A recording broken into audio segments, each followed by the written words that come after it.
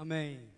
Que bom poder celebrar a Deus, agradecendo pela dádiva de ser mãe, de cada uma das mães que aqui estão, aquelas que não puderam chegar. No final do culto eu quero fazer algo especial, orar por todas as mães. E é interessante que quando você lê as Sagradas Escrituras, você vai descobrir uma coisa muito interessante.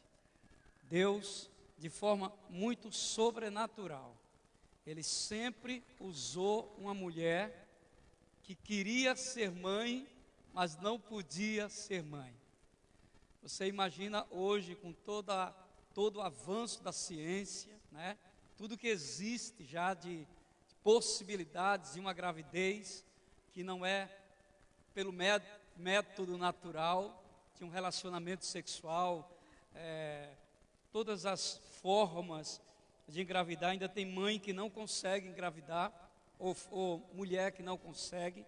Imagina nos dias do Antigo Testamento, quando não existia médicos, hospitais, clínicas, UPAs, medicamentos. Todo medicamento existente eram das ervas naturais. E as mães, como Ana, como Sara, a própria Rebeca, engravidaram porque Deus assim o quis, com um propósito definido, né?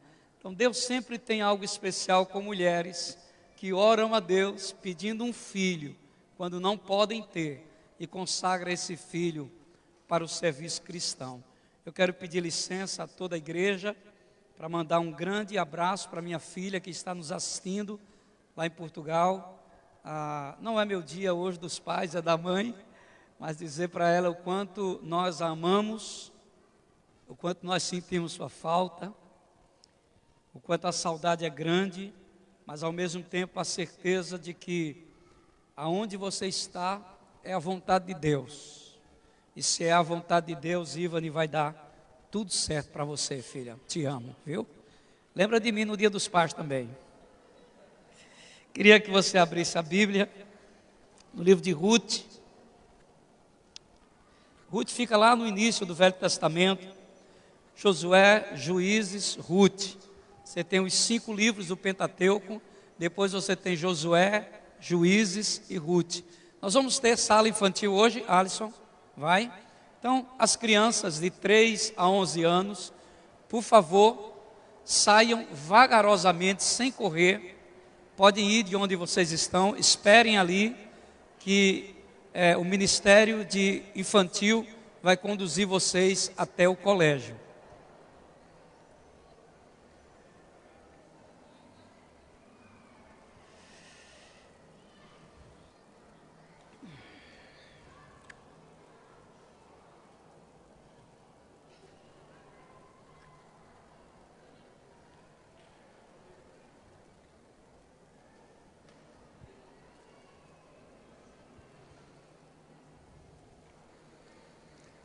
Enquanto você está vendo as crianças saindo para o seu culto infantil, eu vou ler o texto e depois eu quero inserir todo esse livro. São apenas 4 capítulos que você, em uma sentada de 30 minutos, você consegue ler todo o livro de Ruth e poder tentar entender 3 coisas que são importantes dentro de um entendimento para você compreender a Bíblia.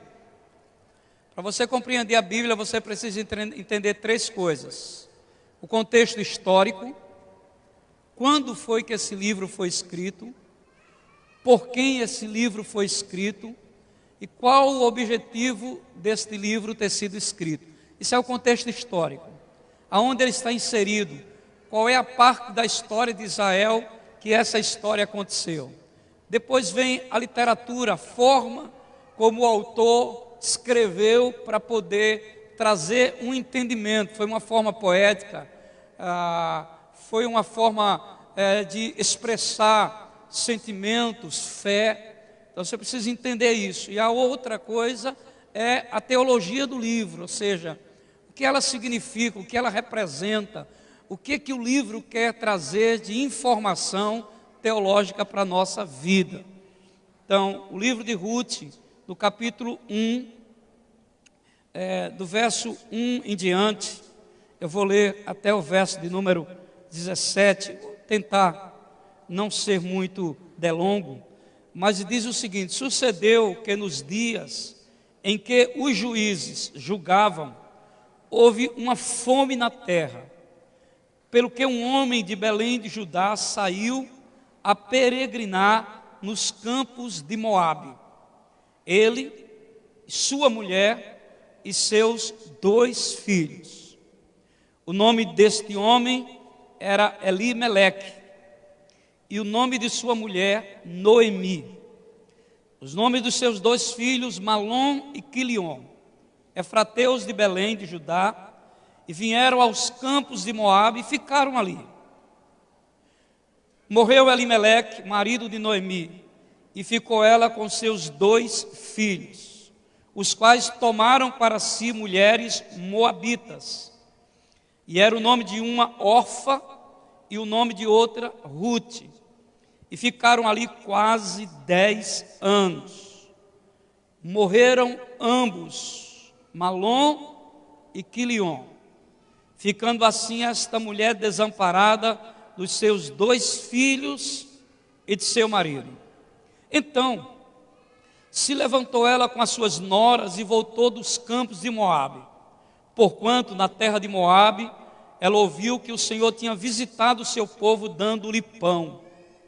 Pelo que saiu do lugar onde estivera, e as suas 2 noras com ela, indo elas caminhando para voltarem para a terra de Judá, disse Noemi às suas 2 noras: ide, voltai cada uma à casa de sua mãe, e o Senhor use convosco de benevolência, como vós usastes com os falecidos e comigo. O Senhor vos dê que acheis descanso, cada uma em casa de seu marido. E beijando-as, elas levantaram a sua voz e choraram. Disseram-lhe: certamente voltaremos contigo para o teu povo. Porém Noemi disse: tornai, minhas filhas, por que irias comigo? Tenho eu ainda no meu ventre mais filhos, para que vos fossem por maridos? Tornai, filhas minhas, ide-vos embora, que eu já muito velha sou para ter marido. E ainda quando eu dissesse, tenho esperança, ou ainda que esta noite tivesse marido, e ainda tivesse filhos, esperá-los-ia até que viesse a ser grandes? Deter-vos-eis por eles, sem tomardes marido? Não, filhas minhas, que mais amargo é a mim do que a vós mesmas, porquanto a mão do Senhor se descarregou contra mim. Versículo 14. Então levantaram a sua voz e tornaram a chorar, e Orfa beijou a sua sogra, porém Ruth se apegou a ela. Pelo que disse: eis que voltou tua cunhada ao seu povo e aos seus deuses, volta tu também após a tua cunhada. Disse, porém, Ruth: não me instes para que te deixes e me afastes de ti, porque aonde quer que tu fores, irei eu, e onde quer que pousares à noite, ali pousarei eu. O teu povo é o meu povo, o teu Deus é o meu Deus. Onde quer que morreres, morrerei eu, e ali serei sepultada. Não me faça assim o Senhor, e outro tanto, se outra coisa que não seja a morte me separar de ti. Querido Deus, estamos diante de uma história curta, rápida, verdadeira, mas que foi necessário registrar no Velho Testamento, porque essa história não poderia ter passado desapercebida.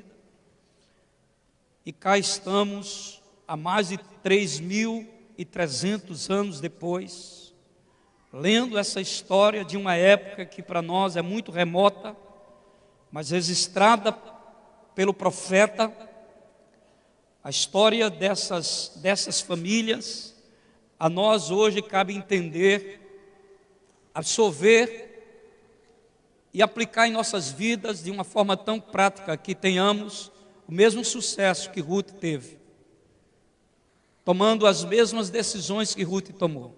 Oramos para que o Teu Espírito Santo dê sabedoria ao meu coração e que no abrir da minha boca a Tua igreja entenda o que Tu queres falar nesta noite. Eu oro e me submeto ao Teu Espírito Santo no nome de Jesus. Eu posso ouvir um amém? Qual é o contexto histórico? Está no capítulo 1, versículo 1 e 2. Há uma fome em Judá, e este homem, pai de família, responsável, provedor da casa, ele toma uma decisão difícil. Ele sai de Judá, terra de Deus, é tempo dos juízes, e ele toma a decisão de ir morar com sua esposa e seus 2 filhos nas terras de Moabe. Deixe-me explicar para você quem eram os moabitas. Quando Deus tira Ló e suas filhas de Sodoma, de uma terra de prostituição, de muito pecado, e a esposa de Ló, por motivos pessoais, desobedece à voz de Deus e olha para trás e vira uma estátua de sal, Ló fica só com as suas 2 filhas. E uma dessas filhas embriaga o seu pai e comete um incesto com o seu pai, de onde nasce um filho, e esse filho denomina a geração dos moabitas. Então os moabitas vêm de um incesto, eles tornam-se primos dos judeus, eles se transformam em uma terra de promiscuidade, de prostituição e de muita idolatria. E é a decisão de Elimeleque pegar a sua esposa, seus 2 filhos e ir para os campos de Moabe. Essa terra provavelmente é onde Deus não aprovava por ter sido fruto de um pecado terrível, de uma filha que querendo prolongar a existência do seu pai, ela tem um gesto e uma atitude totalmente reprovada por Deus, de embriagar seu pai e ter relações sexuais com ele.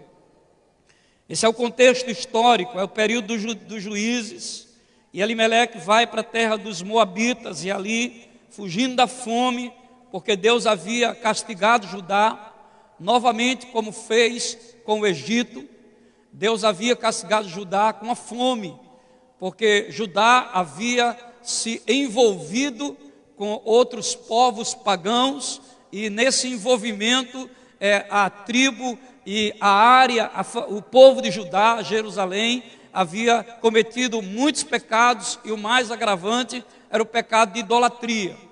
E nós pensamos às vezes que a idolatria para Deus é só adorar uma imagem, um poste ídolo, ou acender incensos, ou fazer orações ou rezas a deuses mortos. A idolatria para Deus, nos tempos atuais, ela é muito mais abrangente do que você simplesmente prostrar-se diante de uma imagem. Tem mulher que idolatra o seu marido e faz dele o seu Deus, a sua esperança, a sua alegria, a sua felicidade, ao ponto de que se o relacionamento não der certo, acabou a vida. Tem homens que idolatram seus filhos, ou sua esposa, ou seu carro, ou seu trabalho, e quando perde esses acessórios, ele perde a estrutura e a estabilidade da vida. Tem gente que idolatra um time de futebol e opta em estar no estádio do que estar na casa de Deus nos dias de domingo. É a sua paixão, é a sua alegria, é o seu prazer torcer por algo que é passageiro, que é momentâneo, que é ilusório, que é fantasioso, né? E que não traz alegria permanente. Isso é uma idolatria.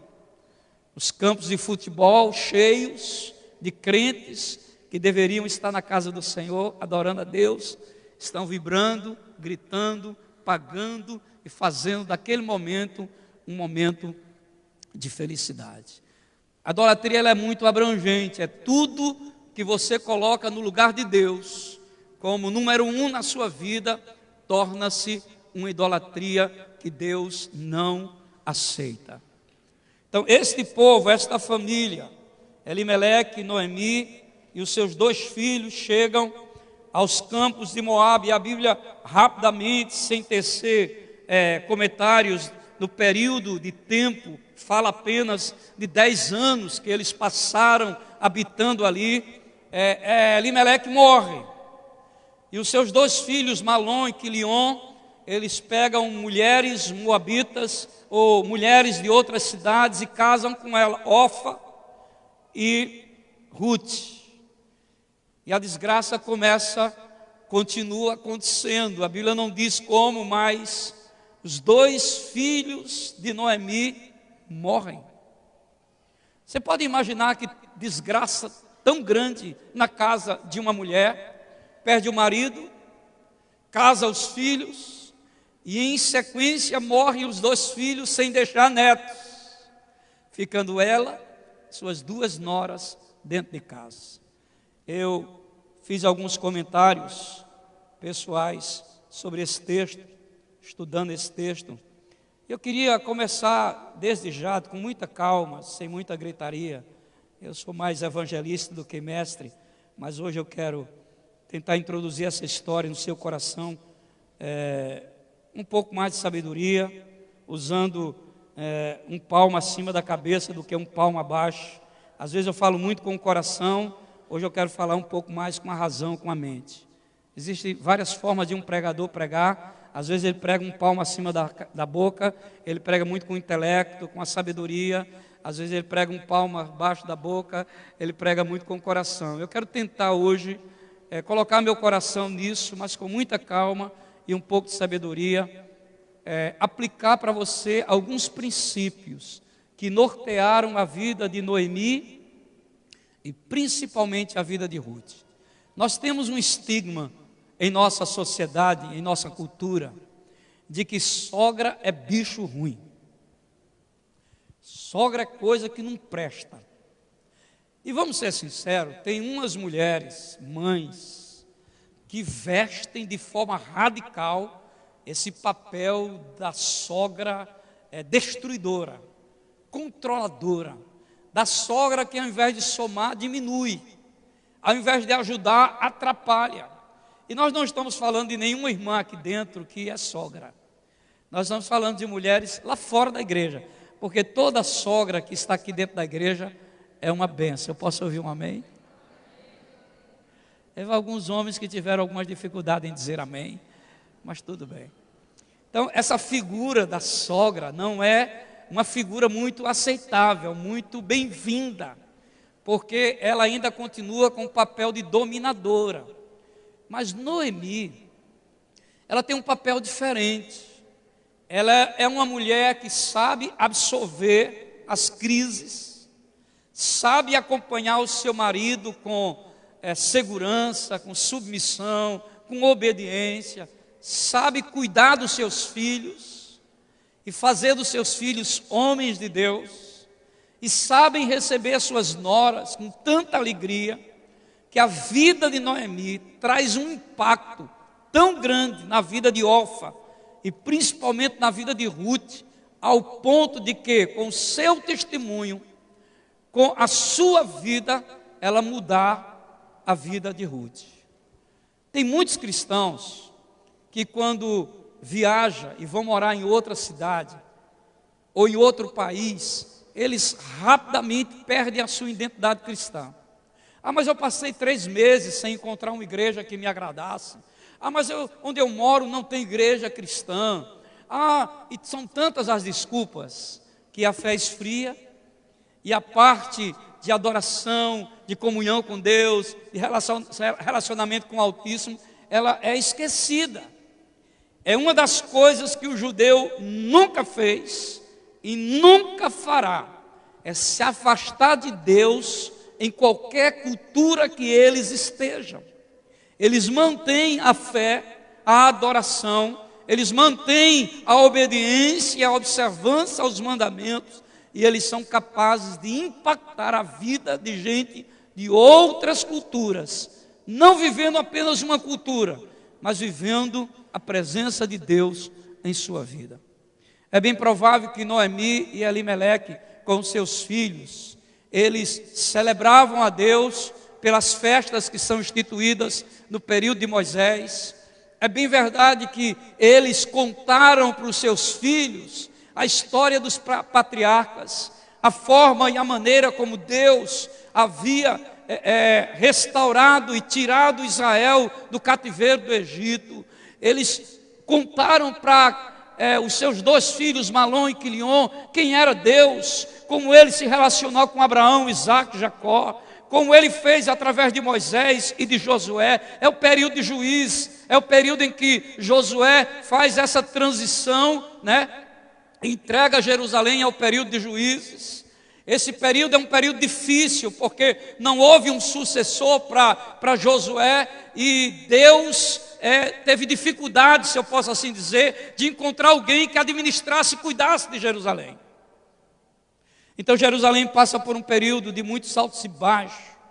13, semana passada eu preguei sobre a história do juiz Sansão, e vocês devem ter lembranças, altos e baixos. E todos os momentos de opressão, de luta, era por causa da idolatria, das festas pagãs que entraram em Jerusalém, era por causa de acender incenso a outros deuses, da vaidade de Jerusalém e de esquecerem aquilo que Deus havia feito em suas vidas. Essas mulheres voltam, e na encruzilhada da vida, no caminho onde separam, onde Noemi tem que ir para Judá, e Orfa e Ruth voltar ao seu povo, é bem apropriado a palavra de Noemi: olha, voltem. Ela está aqui fazendo um relato de uma situação e de um contexto cultural e religioso do povo de Deus. Era, segundo a lei, era permitido por exemplo, um irmão mais jovem que tivesse o seu irmão mais velho casado e o seu irmão mais velho morresse, era permitido a esse irmão mais novo tomar a esposa do irmão mais velho por esposa, para resgatar o nome do irmão, e não permitir que o seu irmão morresse e apagasse o seu nome. Isso fazia parte da cultura, das tradições e da lei judaica. Mas agora ela não tem mais quem resgatar. Morre o marido, morre os dois filhos, e ela faz um relato histórico, dizendo assim: olha, sou velha, vocês esperariam que eu arrumasse alguém, se eu pudesse gerar e gerasse um filho, vocês esperariam que esse filho crescesse, tornasse homem, para poder resgatar o nome dos seus maridos? Não, filha minha, voltem. E ela diz o seguinte: voltem para o seu povo e voltem para os seus deuses. Ruth e Orfa adoravam a deuses pagãos, vindo de uma terra amaldiçoada, de um povo idólatra, de um povo promíscuo, como eu já falei no início, vindo de um povo que originou-se de um incesto, de um ato arbitrário de uma filha para com o pai. Essa era a descendência desse povo. Mas Ruth, ela toma uma decisão porque foi influenciada de forma tão profunda por Noemi, que mesmo sem ter o que lhe oferecer, Ruth toma a decisão de continuar seguindo a sua sogra. Que sogra! Que sogra! Que Deus levante mulheres que sejam sogras semelhante a Noemi. Mulher que com a sua vida cristã, com o seu testemunho de vida, consegue influenciar outras pessoas a mudarem de vida, de atitude. Hoje nós celebramos o Dia das Mães, e ninguém melhor do que Noemi para retratar esse papel, não só de mãe, mas de sogra.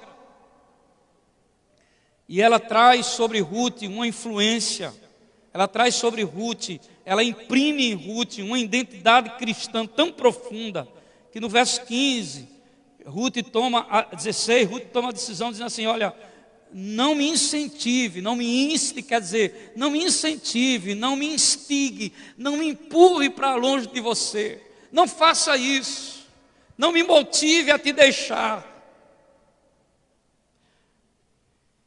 e não me motive a me afastar de ti, porque aonde quer que tu fores, eu irei. E onde quer que tu pousares à noite, ali pousarei eu. Sabe o que é que Ruth está dizendo para Noemi? Eu nunca vou te deixar. Você passa a não ser só minha sogra, você passa a ser minha mãe, você passa a ser minha companheira, você passa a ser minha irmã. Eu aprendi com você que amar e servir a Deus é a melhor coisa que existe na vida. Então eu não vou te deixar, eu não vou te abandonar. Aonde você dormir, eu durmo junto. Para onde você for, eu vou com você. Ô irmãos, quantos cristãos nós conhecemos que nos dá prazer em compartilhar, em conviver, em estar com Ele, em abrir mão da própria vida, da própria família, às vezes, como Ruth fez. Ruth poderia voltar para casa e estar com os seus pais, mas ela toma a decisão, ela não tem mais esperança, mas ela toma a decisão de acompanhar aquela mulher que mostrou para ela quem era o Deus de Israel.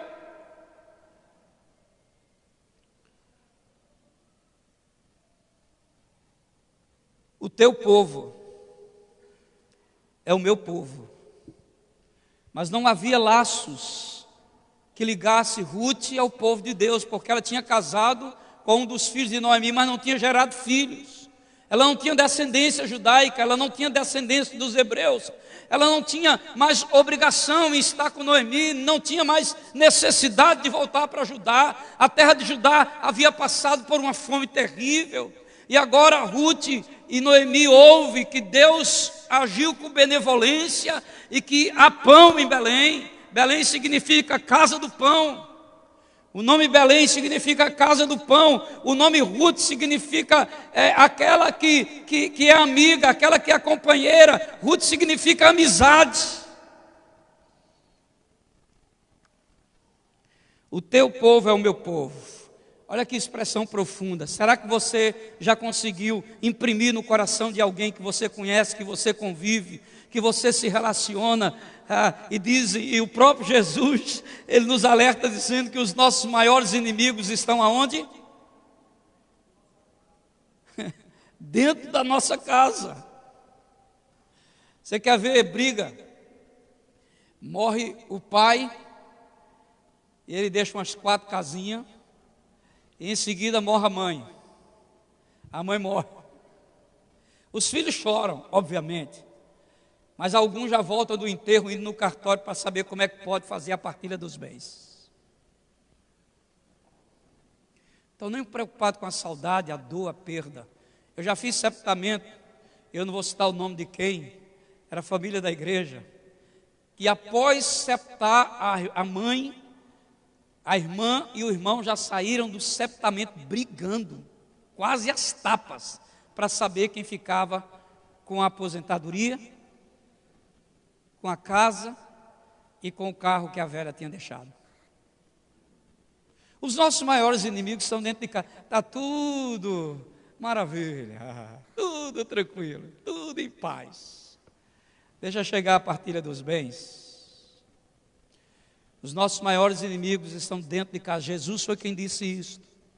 Mas Ruth observa algo diferente na família de Noemi. Harmonia, comunhão. Ela observa que a família de Noemi é uma família onde Deus é o centro. Deus é o Senhor. Deus é o dono. Deus é o arquiteto. Ela observa que Noemi, mesmo na dor, mesmo no sofrimento, mesmo na perda de tudo que ela perdeu, não é fácil para uma mulher perder o marido e em sequência perder 2 filhos.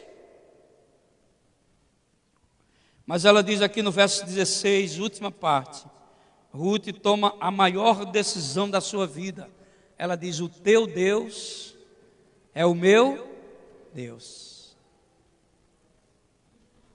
Essa é a parte mais importante do cristianismo, você imprimir no coração de alguém a essência do amor de Deus. E sabe como você faz isso? Você não faz isso só com palavras, você faz isso com exemplo de vida. Quando você põe alguém dentro da sua casa para conviver com você, seja um primo, uma prima, um irmão, uma irmã, um tio, uma tia, uma avó, essas pessoas vão descobrir quem de fato você é. Porque nada melhor do que conhecer alguém do que conviver com ela.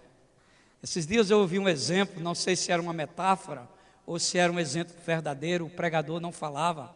Ele disse que tinha um senhor, seus 60 anos, que tinha uma mulher crente e ele incrédulo. Mas essa mulher crente era um testemunho tão ruim dentro de casa, que essa mulher crente morreu, e alguém no sepultamento disse: Senhor, se o senhor quiser encontrar com a sua mulher, o senhor precisa aceitar Jesus como Salvador para ir para o céu. Aquele homem disse assim: meu senhor, se para encontrar com essa mulher eu tenho que ir para o céu, eu prefiro ir para o inferno, porque eu não quero estar aonde ela vai estar. E vice-versa. Tem mulheres que dizem a mesma coisa dos homens. Meu marido dentro da igreja é um santo, dentro de casa ele é um demônio.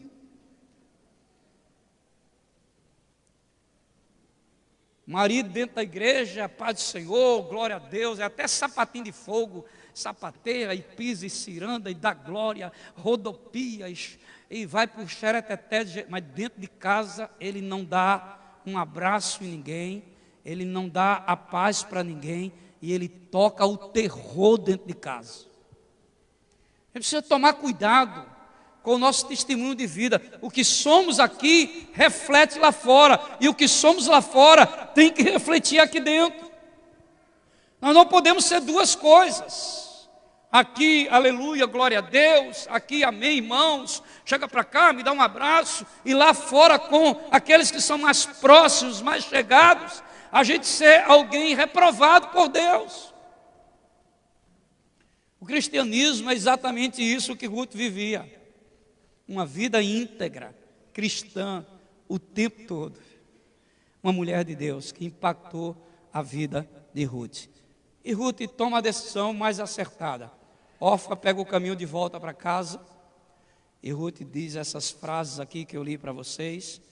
E ela volta com Noemi para ajudar, sem ter nenhuma esperança. Estando em terras estrangeiras, Noemi nunca deixou de ser o que sempre foi. Não importa para onde você vai, não importa para onde Deus te leva, você tem que ser a mesma pessoa.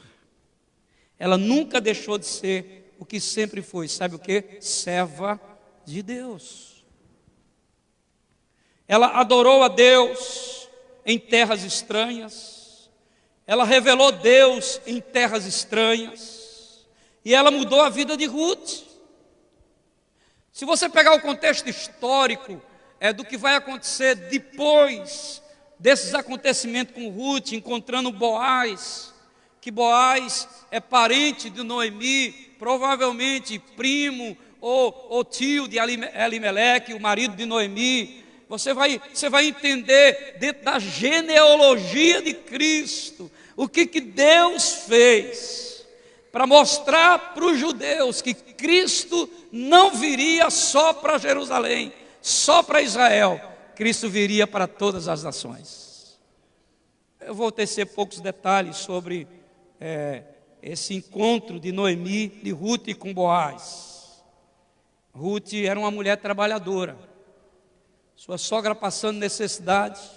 Ela não era aquelas nora que fica até 11 horas da manhã dormindo, e não varre a casa, não faz comida, não lava prato.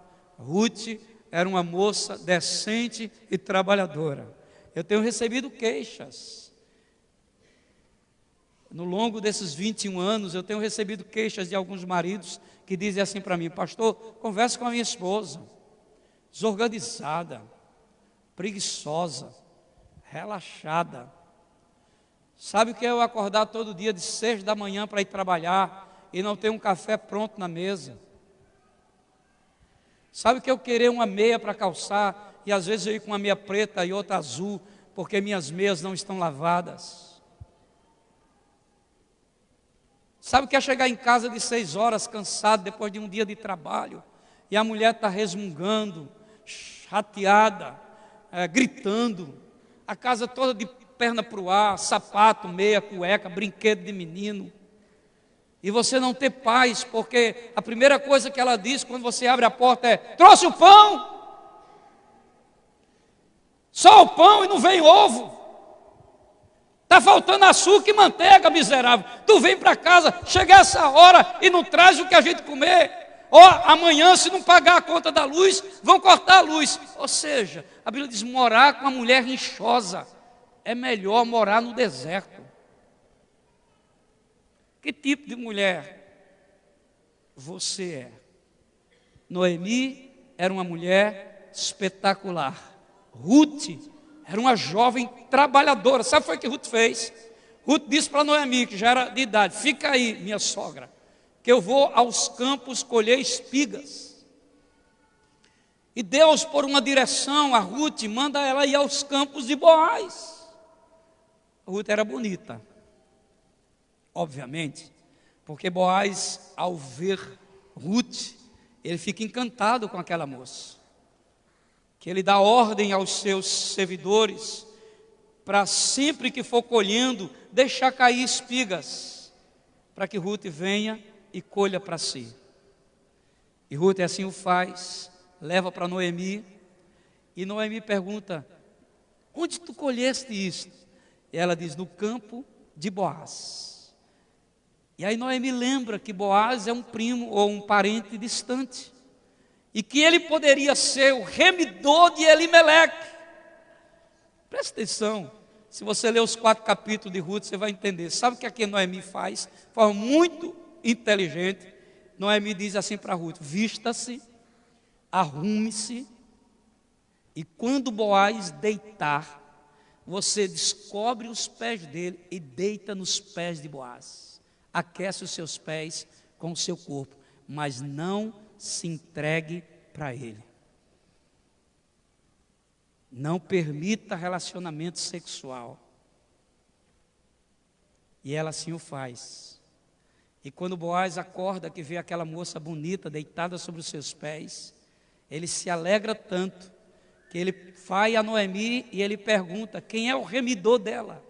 Quem é o parente mais próximo que vai tomar essa mulher para resgatar o nome de Elimeleque? Tem uma pessoa, e ele vai até aquela pessoa e pergunta: olha, você quer tomar Ruth como sua esposa para resgatar a herança de Elimeleque, os campos?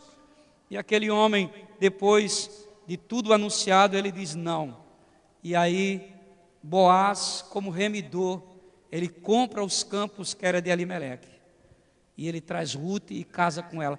O texto chama Boaz de o remidor, aquele que resgata, aquele que restaura, aquele que traz vida, aquele que devolve de novo a dignidade, aquele que devolve a alegria, aquele que devolve a esperança. É assim que Jesus fez comigo e contigo. Ele é o remidor, Ele é aquele que restaurou, Ele é aquele que perdoou, Ele é aquele que trouxe paz, Ele é aquele que trouxe esperança. E Boaz acaba não de maneira direta comprando Ruth, porque ele ao remir Ruth, ele compra os campos, ele paga um valor, e Jesus, através da sua própria vida, ele nos comprou com o seu precioso sangue, para que eu e você pudéssemos estar hoje à noite aqui dizendo: bendito seja o Senhor, porque eu faço parte da família do Altíssimo. O que eu aprendo com Ruth? Que não importa a situação em que você esteja, se você amar a Deus e for fiel a Deus, e colocar Deus em primeiro lugar na sua vida, as demais coisas Deus vai acrescentar. Não importa, viúva, desamparada, vindo de um povo amaldiçoado, de uma terra amaldiçoada. É interessante que Ruth casa com Boaz, Deixa eu ler aqui para você, para eu não causar nenhum dano. Veja só, final do capítulo 4. As gerações de Perez, Perez gerou Esdrom, Esdrom gerou Arão, Arão gerou a Aminadab, Aminadab gerou a Naasson, e Naasson gerou a Salmão. Salmão gerou a Boaz, Boaz gerou a Obed, Obed foi filho de Ruth, Obed gerou Jessé, e Jessé gerou Davi. Talvez você não entendeu a genealogia aqui. Deus pegou uma gentia que escolhe amá-lo, servi-lo e transformar Deus em seu Deus e o povo de Deus em seu povo. E Deus olha e diz para aquela mulher, não de forma direta: eu vou fazer de você alguém que vai entrar na genealogia real. Se você for ler mais para trás, lá no livro de Mateus, você vai descobrir que esse camarada aqui chamado de Naasson, ou Salmão, ele casou com uma mulher gentia. Ele casou com Raabe, a meretriz que escondeu os espias, que foi à terra de Jericó. Deus tira Raabe de lá, como uma prostituta, provavelmente, traz quando Josué conquista Jericó, e Deus faz com que Raabe seja parte da família real, da família que gerou Davi, que gerou Jessé, que gerou Davi. E quando você vai ver a genealogia, lá embaixo gera José, que foi o pai de Jesus. Eu não sei quem tu já gerou, quem tu vai gerar, mas a tua cria, filho e filha, tem que ter sido gerado para o louvor da glória de Deus. Deus não te deu filho para tu ter posses. É meu, é meu, é meu, é meu. Não é seu, abestalhado, é de Deus. Nenhum filho é teu, é herança do Senhor. A Bíblia diz: os filhos são heranças do Senhor, dádivas de Deus. Cuide, zele, ampare, proteja, abençoe, aconselhe, ore, mas saiba que os filhos que você teve e consagrou a Deus são do Senhor. Então nós temos que ter a certeza de uma coisa: tudo vai dar.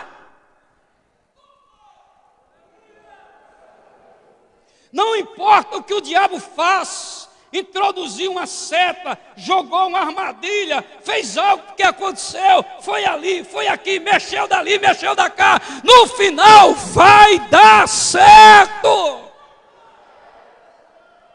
Deus vai trazer os remanescentes de volta.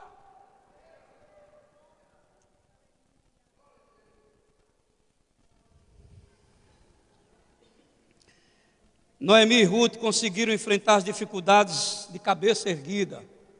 É bem verdade que Noemi, ela quando relata aqui, capítulo 3, versículo 10, se você quiser acompanhar comigo, ela estava tão amarga, tão triste, tão angustiada, que alguém, quando ela chega na terra de Judá, perceba que ninguém é perfeito. E disse ele: bendita sejas tu do Senhor, minha filha. Melhor fizesses essa tua última beneficência do que a primeira, pois após nenhum jovem fostes, quer pobre, quer rico. Agora, pois, minha filha, temas tudo quanto disseste farei, pois toda a cidade do meu povo sabe que és mulher virtuosa. Isso falando para Ruth, porque Ruth era jovem e poderia ter ido encontrar um jovem, rico ou pobre, para casar, mas ela vai encontrar o remidor, já um homem maduro. Deixa eu encontrar aqui para você. Capítulo 1, versículo de número 19. Assim, pois, foram-se ambas até que chegaram a Belém. E sucedeu que, entrando elas em Belém, toda a cidade se comoveu por causa delas. Porque a história de Ruth, lá atrás, na encruzilhada da vida, quando escolhe seguir a Noemi, já foi notícia lá em Belém. E diziam: não é esta Noemi? Porém, ela lhes dizia: não me chames Noemi, chamai-me Mara, porque grande amargura me tem dado o Todo-Poderoso. Cheia parti, porém vazia o Senhor me fez tornar. Porque, pois, me chamareis Noemi, pois o Senhor testifica contra mim, e o Todo-Poderoso me tem afligido tanto. Assim Noemi voltou, e com ela Rute, a moabita, sua nora, que voltava dos campos de Moabe, e chegaram a Belém, no princípio da cega das cevadas. Noemi estava tão triste, que ela disse assim: o meu nome não é mais Noemi não, abençoada de Deus, eu agora sou Mara. Tem mãe que bota o nome da filha, é Mara. Mara, porque tinha alguém no meio secular que se chamava Mara, Maravilha. Aí as mães, o nome da minha filha é Mara. Mara é amarga. Quando o povo de Israel sai do Egito, dias depois, quando eles chegam dentro do deserto, atravessando o mar, eles têm sede. E a Bíblia diz que Deus leva ele para umas águas amargas, as águas chamadas o poço de Mara, água amarga. É que Deus manda Moisés jogar um lenho lá dentro, e aquele lenho torna aquela água amarga em água doce. Deixa-me dizer para você, se tinha alguém aqui com coração azedo, amargo, entristecido, amargurado, a palavra de Deus hoje pode tornar o teu coração mais doce do que o mel. E deixa-me dizer mais para você, se você alimentar a sua amargura, seu sofrimento, sua angústia, sem querer perdoar, o único prejudicado ou prejudicada é você, porque Deus quer transformar o teu coração em alegria. Mas a gente às vezes retém e diz: aqui não, ele miserável me fez ser triste e amarga, eu vou segurar isso para o resto da minha vida. E a ciência já comprovou que amargura, ódio, rancor produz no corpo humano até câncer. Em mulheres com nódulos no peito, cancerígeno, fruto de uma vida amarga, triste, angustiada, porque permitiram que as perdas, as dificuldades, as lutas da vida tirassem a esperança do seu coração. Ruth e Noemi enfrentaram as dificuldades de cabeça erguida, conseguiram superar as perdas, teve serenidade para voltar para casa, sempre fizeram o que era correto. Sabe onde é que o perdido vai encontrar esperança? Na casa de Deus. Sabe onde é que a tua alma aflita vai encontrar paz? Na casa de Deus. Nos dias em que você estiver mais triste, mais angustiado, mais cabisbaixo, mais cheio de dor e de sofrimento, não deixe de vir à casa de Deus, porque aqui tem bálsamo para a sua alma, tem paz para o seu coração. Volta, minha alma, ao teu descanso, diz o salmista, porque nos braços do Senhor nós encontramos paz. Hoje nós celebramos o Dia das Mães, e eu trouxe esse texto, essa história, para poder exaltar a vida dessas duas mulheres. Uma mãe que perde marido e filhos, angustiada, amarga, mas que consegue ainda encontrar forças para continuar amando sua nora e aconselhando ela a fazer a coisa certa. Sabe o que é que Ruth faz? Ela não se entrega ao primeiro que ela encontra. Irmãs que estão aqui, que os seus maridos abandonaram, ou que os seus maridos já partiram, e você está viúva ou separada, não se entregue ao primeiro. Não dê esse desfrute. Espere em Deus, porque Deus tem um Boaz para você. Deus tem um remidor para a sua vida. Sua esperança não acabou. Volta à casa de Deus, volta aos braços do Senhor. Quando Ruth deita nos pés de Boaz, Jesus está dizendo: deita nos meus pés, porque eu vou remir a tua alma, eu vou dar paz ao teu coração, eu vou dar de novo esperança para a tua vida, e eu vou fazer de você um instrumento em minhas mãos. Eu posso ouvir um amém? Que hoje Deus te ajude a entender que estando perto de Deus, sua vida vai prosperar. Que Deus ajude você a entender que não há esperança nem paz longe do Senhor. Você pode ter andado por tantos caminhos. Foi lá nos Moabitas, teve perdas, mas um dia você fez como filho pródigo. Na casa do meu pai tem tanta paz. Na casa do meu pai, até os empregados dele comem do bom e do melhor. Eu vou me levantar, porque eu pequei. Sabe qual é o pecado? O seu pecado, sabe contra quem é?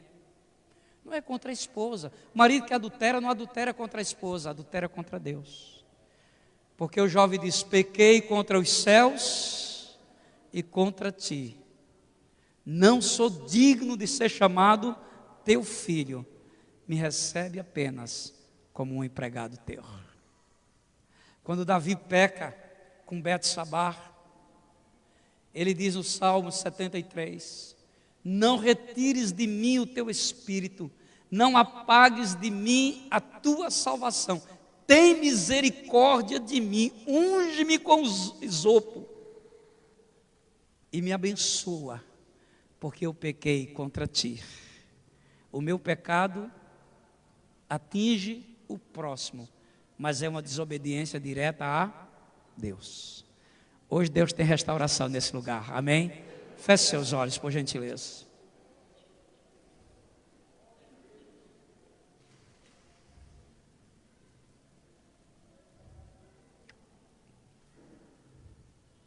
Meu Deus e meu Pai, hoje nós temos mulheres que geraram filhos, que estão dentro desta casa, e talvez esses filhos tomaram caminhos que não te agradam. Existe uma angústia em seus corações. Talvez tenhamos aqui mulheres que desejam tanto ser mãe, e o seu corpo, o seu organismo não lhes proporcionou esta dádiva. Ainda há esperança. Mas acima de tudo, Senhor, nós queremos hoje à noite decidir o que Ruth decidiu. O teu povo é o meu povo, o teu Deus é o meu Deus. Só a morte vai poder nos separar. Quando casamos, fizemos esse juramento: só a morte vai nos separar. E outra coisa que me afaste de ti que não seja a morte, só a morte. E com Deus nem a morte me separa do Senhor.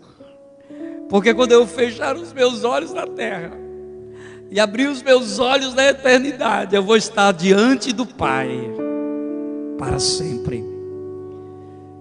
Nós temos alguns visitantes esta noite que, mesmo sem entender a história de Ruth, de Noemi, do período de juízo, o contexto histórico, a literatura com que foi escrita, provavelmente o profeta Samuel, que vivia, que era contemporâneo desta época, ele fez questão de escrever esses 4 capítulos sobre Ruth, porque o Ruth acaba entrando na linhagem real de Davi.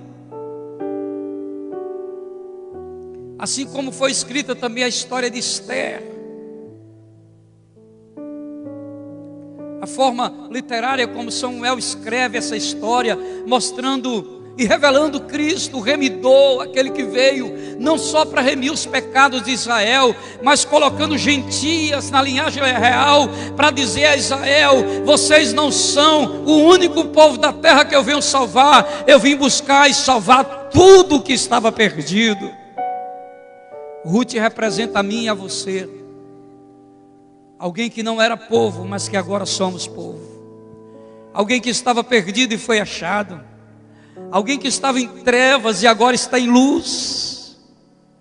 Se hoje à noite você quer ter um encontro com Deus, eu vou só orar, e se essa oração expressar o desejo da tua alma, na tua mente e no teu coração, sem ter necessidade de levantar o som da tua voz, você pode repetir essa oração comigo, de entrega, de confissão, de uma moça que veio lá dos Moabitas, terra de prostituição, terra de incesto, terra de promiscuidade, terra de idolatria, mas que conhece o filho de Noemi, e vendo a vida de Noemi, ela se converte ao Deus de Noemi. Você tem alguém na sua vida que você vê Deus nele, nela, e você quer o Deus dessa pessoa? É simples, é só orar comigo hoje à noite. Repita aí na sua mente: Senhor Jesus, hoje à noite eu quero que Tu sejas o meu remidor, aquele que vai redimir a minha alma, perdoar os meus pecados, tirar toda a dor e tristeza do meu coração e me dar uma esperança de uma vida melhor aqui e no futuro vindouro. Eu entendi hoje, Jesus, que Tu és o único caminho para que eu possa encontrar a vida eterna.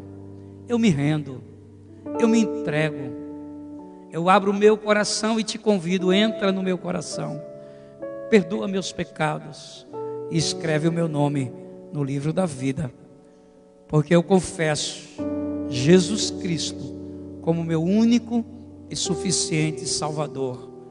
Eu faço esta oração em nome de Jesus, ainda de olhos fechados, com muita serenidade e segurança. Alguém nesse santuário fez essa oração comigo? Se fez, levante uma de suas mãos, que eu quero orar por você de forma diferente. Alguém hoje à noite que quer entregar a sua vida para Jesus? Só dê um sinal com sua mão. Não seja primo do Evangelho, não seja amigo do Evangelho. Você precisa ser filho de Deus em Cristo Jesus. Fazer pela última vez esse convite. Alguém que orou comigo, quer entregar a sua vida para Jesus, só dê um sinal com sua mão de positividade, que eu quero orar por você. Se há, levante uma de suas mãos. Se não há, pense um pouco mais, que eu vou convidar aqui à frente todas as mães que estão aqui nesse santuário. Venha, que Deus tem um presente para você. Levante-se aí e venha. Enquanto elas estão vindo, se você pensar e refletir e quer entregar a vida para Cristo, você ainda tem tempo.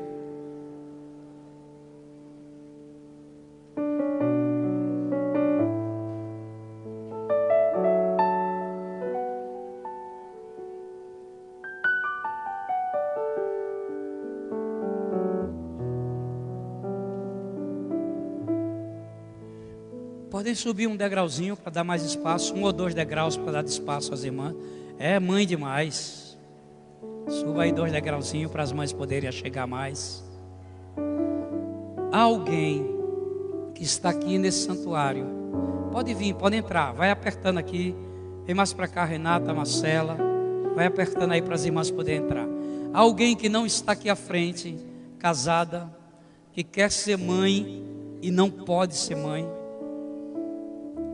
Se tiver alguém que não consegue engravidar, depois de eu orar por estas mães, eu quero orar por você.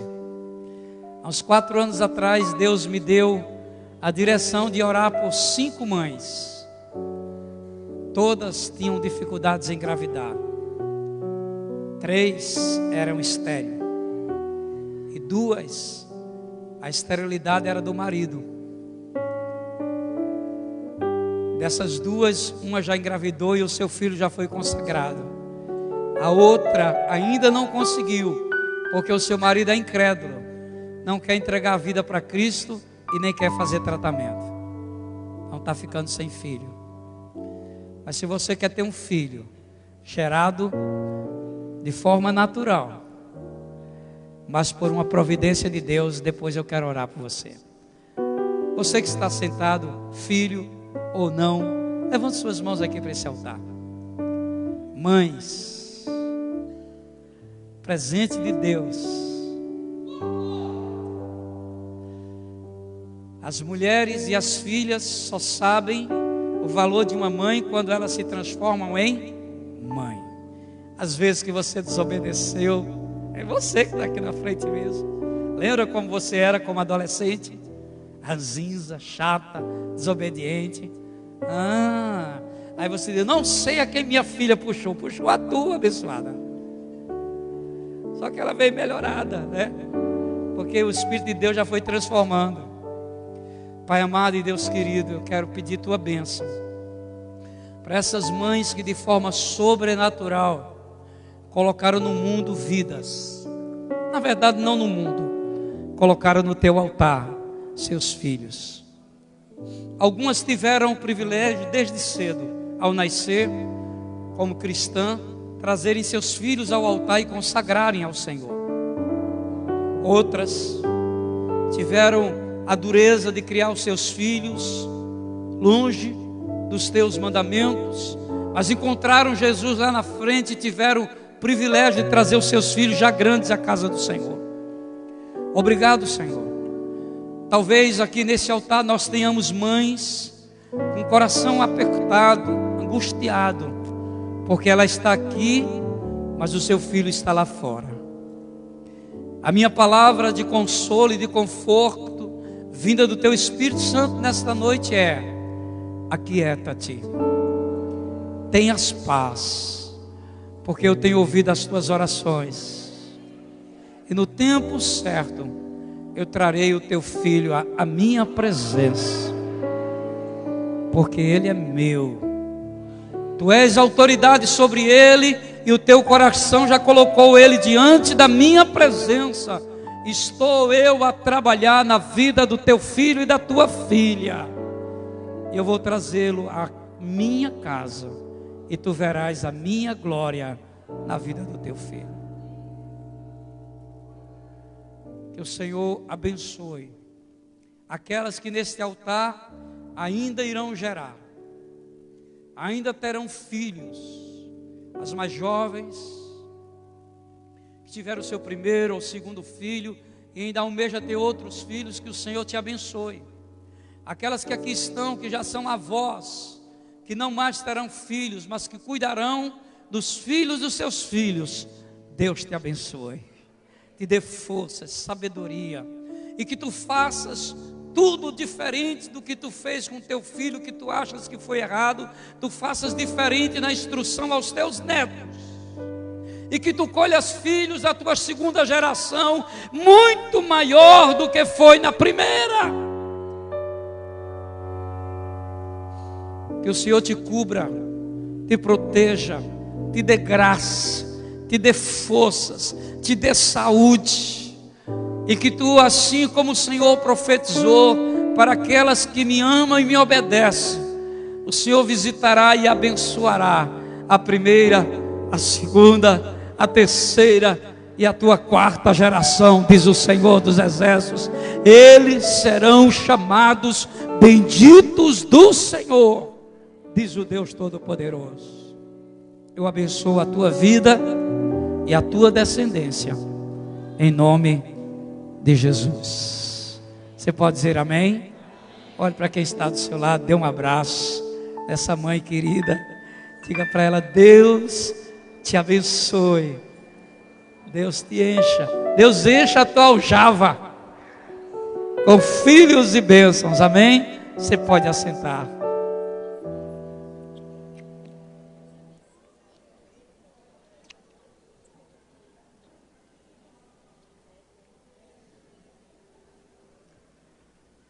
Há alguma mulher casada que gostaria de ter filhos e não pode?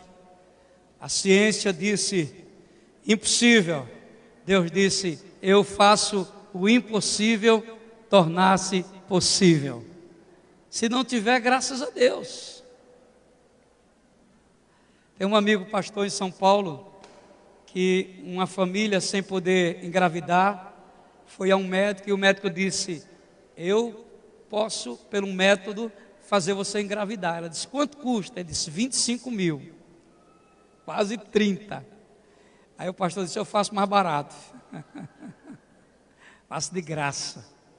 Eu oro e Deus te abençoa. E não é que ele orou e Deus abençoou e ela teve um filho? Porque a fé, e quem tem fé pode todas as coisas, amém? Deus te abençoe. Uma semana de bênção e paz para você. Uma semana de muita vitória, muita proteção de Deus e muita paz no teu coração. Amém? Fique de pé para dar a bênção para você.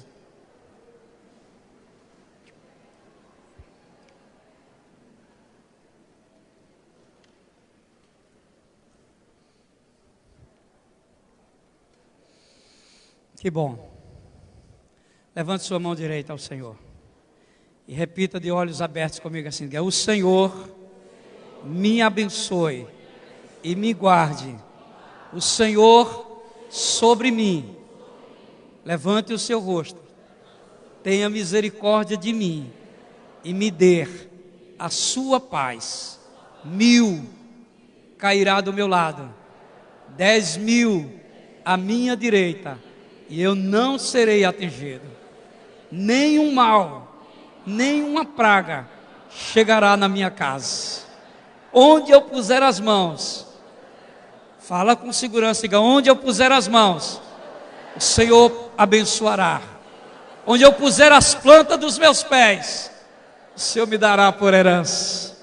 Diga: o amor de Deus, a graça de Jesus e o poder do Espírito Santo seja comigo e com toda a igreja de Deus sobre a terra.